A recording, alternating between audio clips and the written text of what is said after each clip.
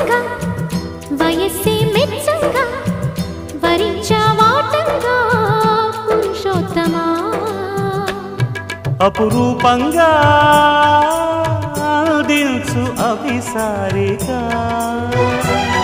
అభిమానంగా బంధించు తవి తీరగా కోయని కూసే తీయని ఊసే దారులు కాసే తీరని ఆశే కాముడికెదురే